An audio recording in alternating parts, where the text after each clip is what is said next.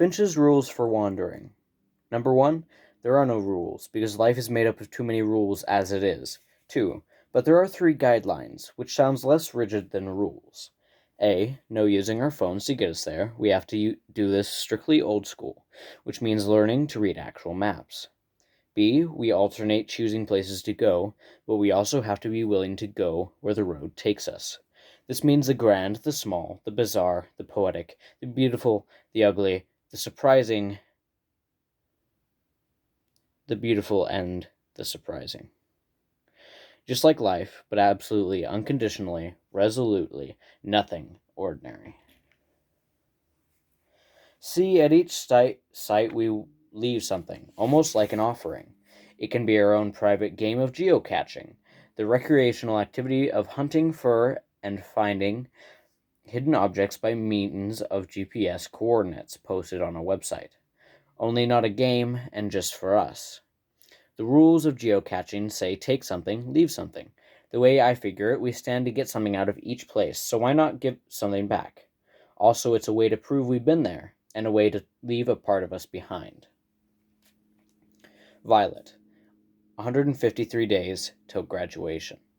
Saturday night, Amanda Monk's house. I walk there because it's only 3 blocks away. Amanda says it will just be us and Ashley Dunson and Shelby Paget, because Amanda's not talking to Susie right now, again. Amanda used to be one of my closest friends, but ever since April, I've drifted away from her. Since I quit cheering, we don't have much in common. I wonder if we ever really did.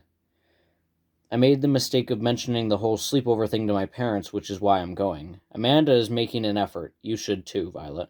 You can't use your sister's death as an excuse forever. You've got to get back to living. I'm not ready doesn't work on my mom and dad anymore. As I cut across Wyatt's yard and turn the corner, I hear the party. Amanda Monk's house is lit up like Christmas. People are hanging out the windows, they are standing on the lawn. Amanda's father owns a chain of liquor stores, which is one of the reasons she's popular. That and the fact that she puts out.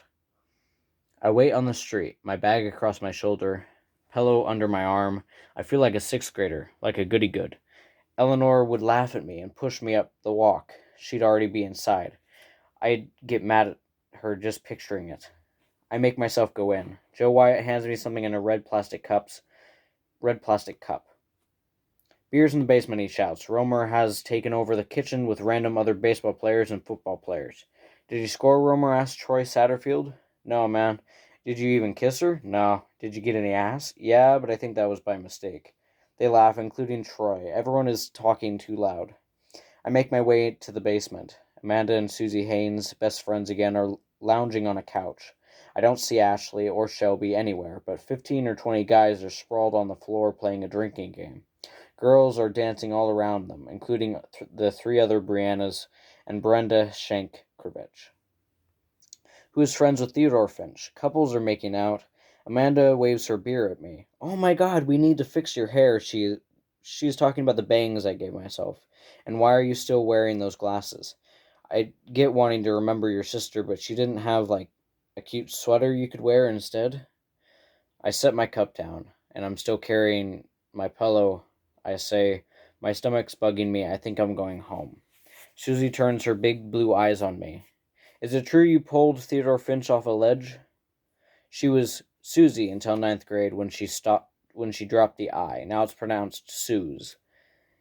Yes, please God, I want that whole day to just go away.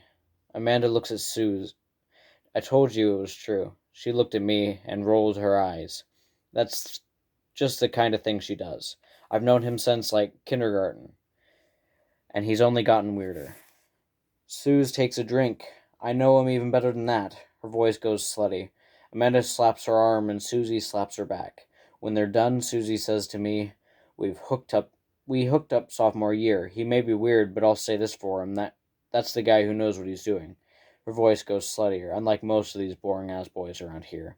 A couple of these boring-ass boys yell from the floor, Why don't you come and try this on for size, bitch? Amanda slaps Suze again, and on they go. I shift my bag over my shoulder. I guess I'm just glad I was there. To be more accurate, I'm just glad he was there before I fell off the ledge and killed myself in front of everyone. I can't even think about my parents forced to deal with the death of their only remaining child. Not even an accidental death, but an intentional one. That's one reason I came tonight without a fight. I feel ashamed of what I've almost put them through. Glad you were aware. Romer stumbles up with a bucket of beers. He slams it down, ice sloshing everywhere.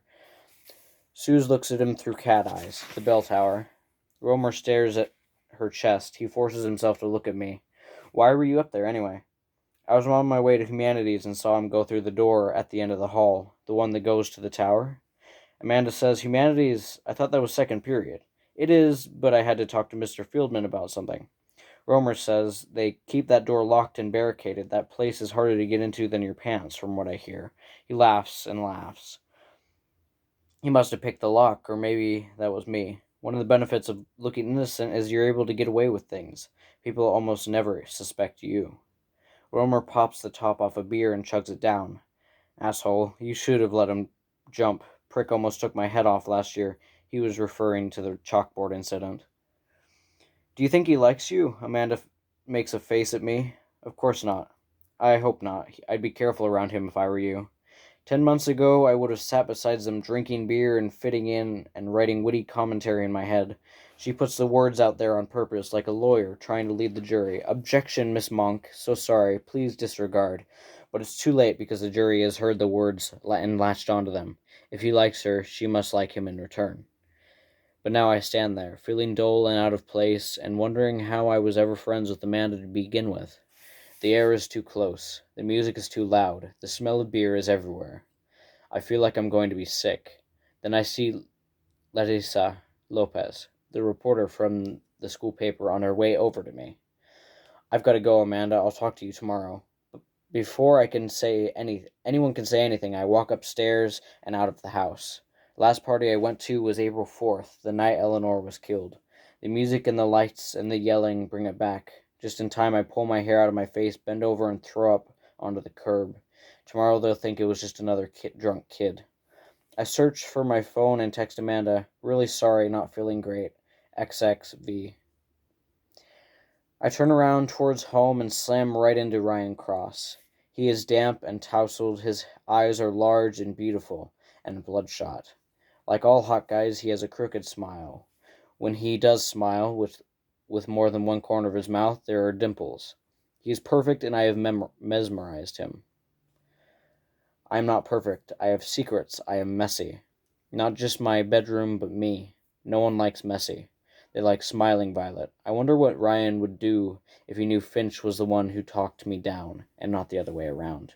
I wonder what any of them would do. Ryan picks me up and twirls me, pillow, bag, and all. He tries to kiss me, and I turn my head. The first time he kissed me was in the snow. Snow in April. Welcome to the Midwest. Eleanor wore white. I wore black. A kind of Freaky Friday, switched up bad sister, good sister thing that we did sometimes. Ryan's older brother, Eli, threw the party while Eleanor went upstairs with Eli. I danced. It was Amanda, Susie, Shelby, Ashley, and me. Ryan was at the window. He was the one who said, "It's snowing." I glanced over through the crowd, and he looked at me. "Let's go." Just like that. He took my hand, and we ran outside. The flakes were as heavy as rain, large and white and glittering.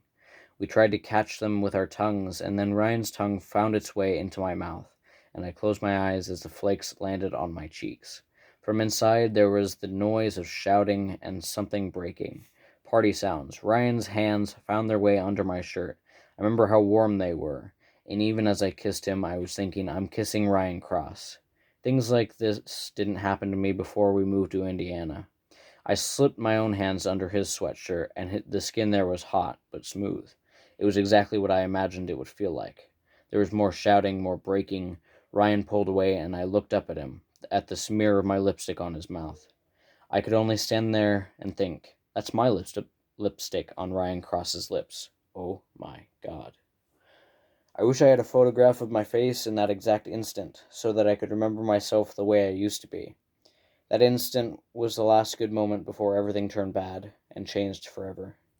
Now Ryan holds me against him, my feet off the ground. You're headed in the wrong direction, B. He starts to carry me towards the house. I've already been in there. I have to go home. I'm sick. Put me down.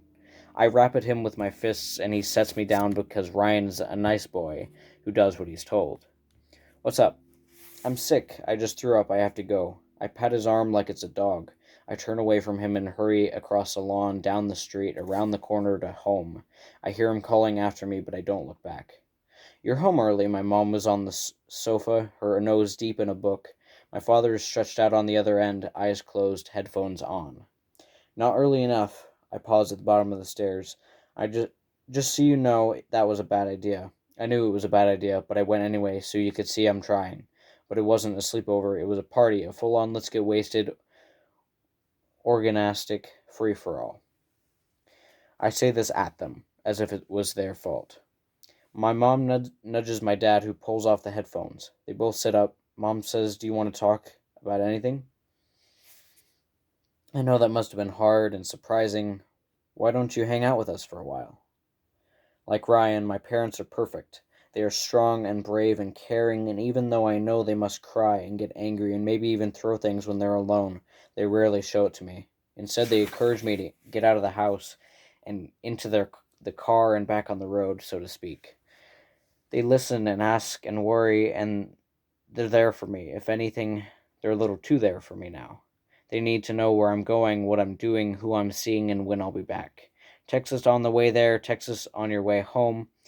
I almost sit down with them now just to give them something, after all they've been through, after what I almost put them through yesterday, but I can't.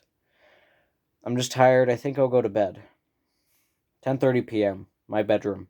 I'm wearing my Freud slippers, the fuzzy ones made to look like his face, and Target pajamas, the ones with the purple monkeys. This is the clothing equivalent of my happy place. I cross off this day with a black X on the calendar that covers my closet door, and then I curl up on my bed, propped against my pillows, books spread out across the comforter. Since I stopped writing, I read more than ever. Other people's words, not my own. My words are gone. Right now, I'm into the Bronte sisters. I love the world that is my room. It's nicer in here than out there, because in here I'm whatever I want to be. I'm a brilliant writer. I can write 50 pages a day, and I run out of words. I am an accepted future student of the NYU Creative Writing Program. I am the creator of a popular web magazine, not the one I did with Eleanor, but a new one. I am fearless. I am free. I am safe. I can't decide which of the Bronte sisters I like best. Not Charlotte, because she looks like my fifth grade teacher. Emily is fierce and reckless, but Anne is the one who gets ignored. I root for Anne. I read, and then I lie for a long time on top of my comforter and stare at the ceiling. I have this feeling, ever since April, like I'm waiting for something, but I have no idea what. At some point I get up. A little over 2 hours ago at 7:58 p.m., Theodore Finch posted a video on his Facebook wall. It's him with a guitar, sitting in what I guess is his room. His voice is good, but raw, like he's smoked too many cigarettes. He's bent over the guitar, black hair falling in his eyes. He looks blurry, like he filmed this on his phone. The words of the song are about a guy who jumps off his school roof. When he's done, he says into the camera, Violet Markey, if you're watching this, you must still be alive. Please confirm. I click the video off like he can see me. I want yesterday and Theodore Finch and the bell tower to go away. As far as I'm concerned, the whole thing was a bad dream. The worst nightmare ever. I write him a private message. Please take that off your wall or edit out what you say at the end so no one else sees/hears it. He writes back immediately. Congratulations, I deduce by your message that you are alive. With that out of the way, I was thinking we should probably talk about what happened, especially now that we're partners on this project. No one will see the video but us. Me, I'm fine. But I'd really like to drop it and forget the whole thing ever happened. How do you know that? Finch, because I only started this page as an excuse to talk to you. Besides, now that you've seen it, the video will self-destruct in 5 seconds. 5, 4, 3, 2. Finch, please refresh the page. The video is gone. Finch, if you don't want to talk on Facebook, I can just come over. Me? Now? Well, Finch, technically in like 5 or 10 minutes, I should get dressed first unless you prefer me naked. And we have to allow for driving time. Me, it's late. Finch, that depends on who you ask. See, I don't necessarily think it's late. I think it's early. Early in our lives. Early in the night. Early in the new year. If you're counting, you'll notice the earlies outnumber the lates. It's just to talk. Nothing more. It's not like I'm hitting on you. Finch, unless you want me to. Hit on you, I mean. Me, no. Finch, no, you don't want me to come over, or no, you don't want me hitting on you. Me, both, either. All of the above. Finch, okay, we can just talk at school. Maybe across the room during geography, or I can find you at lunch. You eat with Amanda and Romer, am I right? Oh my god, make it stop. Make him go away. Me, if you come over tonight, do you promise to drop it once and for all? Finch, Scout's honor. Me, just to talk, nothing more, and you don't stay long. As soon as I write it, I want to take it back. Amanda and her party are just around the corner. Anyone might come by and see him here. Me, are you there? He doesn't answer. Me, Finch? End of chapter.